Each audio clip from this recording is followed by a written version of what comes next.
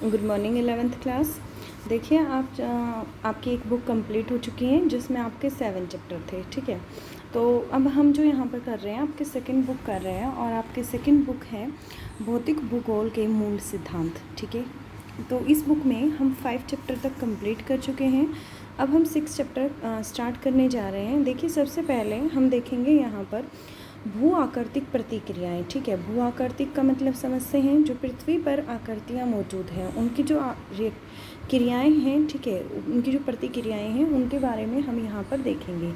तो देखिए सबसे पहले पृथ्वी की उत्पत्ति कैसे हुई, इसकी परपट्टी, जो इसकी परपट्टी का मतलब क्या है, जो इसकी ऊपरी सतह है, ठीक है, वह अन्य जो आंतरिक संस्तरों का क्रम विकास कैसे हुआ है। भूपरपट्टी प्लेटलेट्स का संचलन किस प्रकार हुआ है एवं वे कैसे रहा है, कैसे हो रहा है। देखिए जो हमारी प्लेटस हैं, ठीक है, प्लेट्स हैं जो हमारी, उन प्लेट्स का जो संचलन है, जो मूवमेंट हो रही है वह किस प्रकार हो रही है, ठीक है, और कैसे हो रही है, ये सारे क्वेश्चंस हमारे माइंड में आते हैं। भूकंप ज्वालामुखी के प्रकार एवं भूपरपट्टी को निर्मित करने वाली सेलों और खनिजों के विषय में सूचनाओं की जानकारी के पश्चात अब हम इस धरातल पर रहते हैं और उसके विषय में भी विस्तार से जानने का प्रयास करेंगे। हम इस प्रश्न के साथ प्रारंभ करते हैं। देखिए सर्वप्रथम पृथ्वी जो है भूपरपट्टी, जिस सतह पर हम रहते हैं उसे भूपरपट्टी कहते हैं। तो भूपरपट्टी जो है वह गत्यात्मक है, दैट मीन्स वो मूव करने लग रही है, ठीक है। आप अच्छी तरह जानते हैं कि यह क्षैतिज अथवा ऊर्ध्वाधर दिशाओं में संचलित होती रहती है।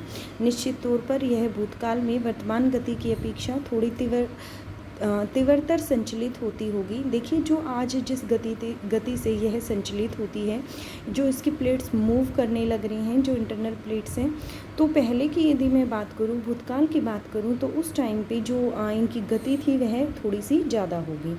भूपरपट्टी का निर्माण करने वाले पृथ्वी के भीतर सक्रिय आंतरिक बलों में पाया जाने वाला अंतर ही पृथ्वी के बाह्य स्तर में अंतर के लिए उत्तरदायी है। देखिए भूपरपट्टी के निर्माण वाले पृथ्वी के जो भीतर जो अंदर जो इंटरनल जो फोर्सेस हैं उसके और भीतर सक्रिय आंतरिक बलों में पाया जाने वाला अंतर ही पृथ्वी के बाह्य सतह में अंतर के लिए उत्तरदायी है।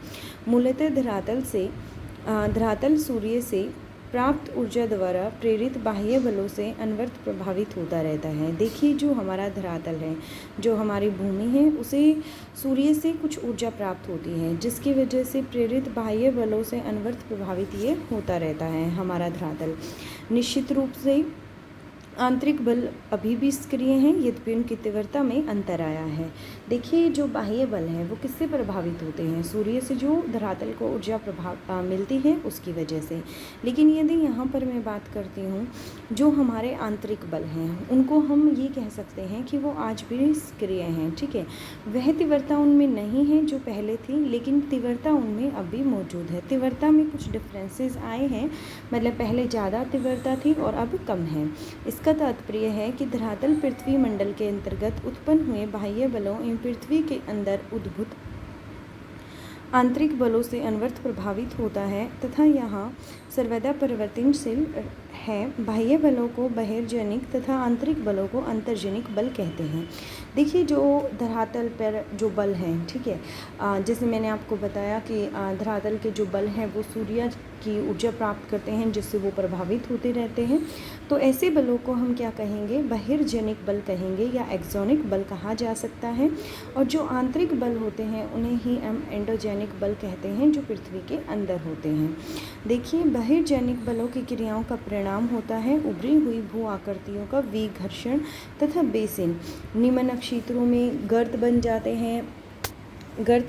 हैं या गर्तों का भराव धरातल पर अपर्दन के माध्यम से उच्चावच के मध्य अंतर के कम होने को तल संतुलन कहते हैं। देखिए धरातल पर, ठीक है, जब भी अपर्दन होता है, जैसे मैंने आपको मिट्टी का अपर्दन भी बताया था, तो जब धरातल पर अपर्दन के माध्यम से उच्चावच के मध्य अंतर के कम होने को तल को क्या कहते हैं, कम होने को तल संतुलन कहते हैं, या हम इसे क्या बोल सकते हैं, ग्रेडेशन बोल सकते हैं। ठीक है, ग्रेडेशन क्या होता है, एक ऐसा प्रोसेस जिससे लैंड का जो लेवल है, levelled off through the erosion, जो अपर्दन है उसकी वजह से उसका लेवल क्या हो जाए, गिर जाए, तो उसे ही हम ग्रेडेशन कहते हैं। अब देखिए,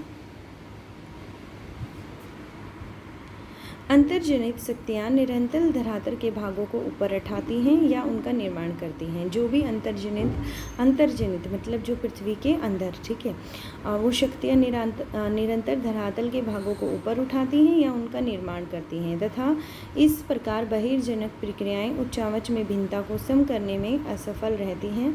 अतएव भिन्नता तब तक बनी रहती है जब तक बहिर्जनिक व अंतर्जनिक बलों के विरोधात्मक कार्य चलते रहें। सामान्यतः अंतर्जनित बल मूल रूप से भू आकृति निर्माण करने वाले बल हैं। देखिए, अंतर्जनित कौन से बल हैं जो भू आकृतियों का निर्माण करते हैं। वे बहिर्जनिक प्रक्रियाएं मुख्य रूप से भूमि के विघर्षण पर बल देती हैं। ठीक है, भूतल संवेदनशील है, मानव अपने निर्वाह के लिए इस पर निर्भर करता है तथा इसका व्यापक एवं सघन उपयोग करता है। आपको इस बात का पता है कि मानव अपने जीवन यापन के लिए, अपने निर्वाह, अपने गुजारे के लिए इस पृथ्वी पर, इस धरातल पर निर्भर है। वह अपने इसका व्यापक रूप से इसका प्रयोग करता है। लगभग सभी जीवों का धरातल के पर्यावरण के अनुवाह में योगदान होता है। मनुष्य ने संसाधनों का अत्यधिक दोहन किया है। जो मनुष्य है उसने संसाधनों का अत्यधिक दोहन किया है, अत्यधिक प्रयोग किया है। हमें इनका उपयोग करना चाहिए, किंतु भविष्य में जीवन के निर्वाह के लिए इसकी पर्याप्त संभाव्यता को बचाए रखना चाहिए। मतलब क्या कह रहा है कि हमें अपने जो हमारे प्राकृतिक संसाधन हैं उनका हमें प्रयोग करना चाहिए, बट उनका हमें अंधाधुंध प्रयोग नहीं करना चाहिए। हमें दिमाग में मतलब यह चीज़ हमेशा ध्यान रखनी चाहिए कि यह भविष्य की पीढ़ियों के लिए भी रहने चाहिए। ठीक है, इनका जो प्रयोग है वह इस तरीके से हमें करना चाहिए। फिर उसके बाद देखिए, लगभग सभी जीवों का धरातल के पर्यावरण के अनुवाह में योगदान है। मनुष्य ने संसाधनों का अत्यधिक दोहन किया है। हमें इनका प्रयोग करना चाहिए, किंतु भविष्य में जीवन के निर्वाह के लिए इसकी पर्याप्त संभाव्यता को बचाए रखना चाहिए। धरातल के अधिकांश भाग को बहुत लंबी अवधि में आकार प्राप्त हुआ है तथा मानव द्वारा इसके उपयोग, दुरुपयोग एवं कुप्रयोग के कारण इसकी संभाव्यता में बहुत तीव्र गति से ह्रास हो रहा है। यदि उन प्रक्रियाओं जिन्होंने धरातल को विभिन्न आकार दिया और अभी दे रही हैं तथा उन पदार्थों की प्रकृति जिनसे यह निर्मित है को समझ लिया जाए तो निश्चित रूप से मानव उपयोग जनित हानिकारक प्रभाव को कम करने एवं भविष्य के लिए उसके संरक्षण हेतु आवश्यक उपयोग किए जा सकते हैं। अब हम यहाँ पर देखेंगे जियोमॉर्फिक प्रोसेस के बारे में पढ़ेंगे। ठीक है, जो भू आकृतिक प्रक्रियाएं हैं उनके बारे में। आप भू आकृतिक प्रक्रियाओं के अर्थ को समझना चाहेंगे। धरातल के पदार्थ पर अंतर्जनित एवं बहिर्जनिक बलों द्वारा भौतिक दबाव तथा रासायनिक क्रियाओं के कारण भूतल के विन्यास में परिवर्तन को भू आकृतिक प्रक्रियाएं कहते हैं। ठीक है, देखिए यहाँ से आपसे क्वेश्चन पूछा जा सकता है कि आपका जब चैप्टर जो है, चैप्टर का नाम भी क्या है, भू आकृतिक प्रक्रियाएं। अभी तक हमने इंट्रोडक्शन पढ़ा था चैप्टर का, तो आपसे पूछा जा सकता है कि भू आकृतिक प्रक्रियाएं क्या होती हैं। देखिए, अंतर्जनित जो बल हैं और जो बहिर्जनिक बल हैं उनकी वजह से भौतिक दबाव तथा रासायनिक क्रियाओं के कारण जो भूतल के विन्यास में जो भी परिवर्तन हुए हैं, जो भी चेंजेस हुए हैं, उन्हें ही हम क्या कहते हैं, भू आकृतिक प्रक्रियाएं कहते हैं। ठीक है, तो आप इसे अपनी नोटबुक में लिख लेना कि भू आकृतिक प्रक्रियाएं क्या होती हैं। क्लियर हो गया? यहाँ से आपको लिखना है, यहाँ से स्टार्ट करना है। ठीक है, फिर उसके बाद देखिए, पट्टल विरूपण एवं ज्वालामुखीयता अंतर्जनित भू आकृतिक प्रक्रियाएं हैं जो इससे पहले की इकाई में संक्षेप में विवेचित हैं। अपक्षय, वृत्तक्षरण, अपर्दन एवं निक्षेपण बहिर्जनिक भू आकृतिक प्रक्रियाएं हैं। इनका इस अध्याय में विस्तार से विवेचन किया गया है। क्लियर हो गया आपको इतना? प्रकृति के किसी भी बहिर्जनिक तत्व जो धरातल के पदार्थों का अधिग्रहण तथा परिवहन करने में सक्षम है, भू को का क्या कहा जाता है, भू आकृतिक कारक कहा जाता है। देखिए, ऐसी चीज़ें, ठीक है, प्रकृति के किसी भी बहिर्जनक तत्व, बहिर्जनिक जो बाहर हैं जैसे कि जल है, हिम है, वायु हैं, जो धरातल के पदार्थों का अधिकरण तथा परिवहन करने में सक्षम होते हैं, हम उन्हें क्या कहते हैं? भू आकृतिक कारक कहते हैं। ठीक है, अब आपको यहाँ से पता चल गया होगा कि भू आकृतिक कारक कौन से होते हैं। जब प्रकृति के ये तत्व ढाल प्रवणता के कारण गतिशील हो जाते हैं तो पदार्थों को हटाकर ढाल के सहारे ले जाते हैं और निचले भागों में निक्षेपित कर देते हैं। देखिए, जब भी ढाल होती है, ठीक है, ढाल प्रवणता के कारण ये जो प्राकृतिक कारक हैं ये क्या हो जाते हैं? गतिशील हो जाते हैं, और गतिशील होते ही पदार्थों को हटाकर ढाल के सहारे ले जाते हैं, और जो निचले वाला हिस्सा होता है, ठीक है, ऊपर से नीचे की तरफ ये क्या कर देते हैं? उन्हें निक्षेपित कर देते हैं। भू आकृतिक प्रक्रियाएं तथा भू आकृतिक कारक विशेषकर बहिर्जनिक को यदि स्पष्ट रूप से अलग अलग न कहा जाए तो उन्हें एक ही समझना होगा, क्योंकि ये दोनों एक ही होते हैं। ठीक है, यदि हम बहिर्जनिक की ये क्या होते हैं? भू आकृतिक प्रक्रियाएं तथा जो भू आकृतिक कारक हैं, दोनों के दोनों क्या होते हैं? एक ही होते हैं। एक प्रक्रिया एक बल होता है जो धरातल के पदार्थों के साथ अनुप्रयुक्त होने पर प्रभावी हो जाता है। एक प्रक्रिया क्या होता है? एक बल होता है जो धरातल के पदार्थों के साथ अनुप्रयुक्त होने पर प्रभावी हो जाता है, एक के साथ अनुप्रयुक्त होने पर प्रभावी हो जाता है, और एक कारक एक गतिशील माध्यम, जैसे गतिशील माध्यम क्या हो सकता है?